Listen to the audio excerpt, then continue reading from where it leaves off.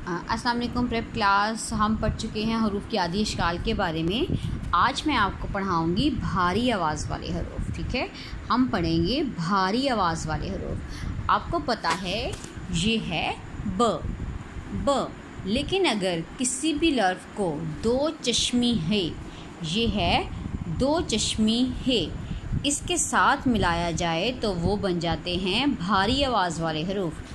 ब को अगर हम दो चश्मी हर्फ के साथ मिलाएं तो उसकी आवाज़ है भ। प को अगर हम दो चश्मी हर्फ के साथ मिलाएं तो वो है फ। प फ। वो बहुत भारी हो जाएगा, आप इसको भारी करके पढ़िएगा। त और अगर उसको दो चश्मी हर्फ के साथ मिलाएंगे तो थ। ठ। टे को अगर आप दो चश्मी हर्फ के साथ मिलाएंगे तो ठ। ज और झ, आप उसको एक दफ़ा हल्का पढ़ें और एक दफ़ा उसको भारी आवाज़ में पढ़ें। झ। चलिए अब मैं आपको लिखना सिखाती हूँ। आपने अपनी कॉपी को इस तरह से रेडी करना है। आज हम लिखेंगे, सबसे पहले आपने इन दो लाइन से स्टार्ट करना है स्टूडेंट्स, यहाँ से। ठीक है, यहाँ से आपने स्टार्ट करना है और देखिए हम लिखेंगे भ। आपने एक सीधी लाइन लगाई, उसके बाद यहाँ से आपने इस तरह से एक ह बनाई, आगे तक लेके आए और दूसरी ह बनाई, भ। ठीक है, उसके बाद हम लिखेंगे एक, उसके बाद आप इसकी दोनों आंखें बनाएं और सेंटर से वापस लेके आएं, थ। उसके बाद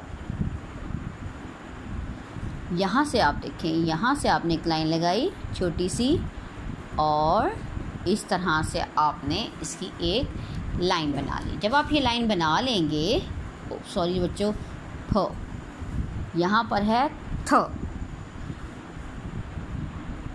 यहाँ पे अब देखिए आप उसको फिर दोबारा मिलाएं, दो आंखें बनाएं, ठ।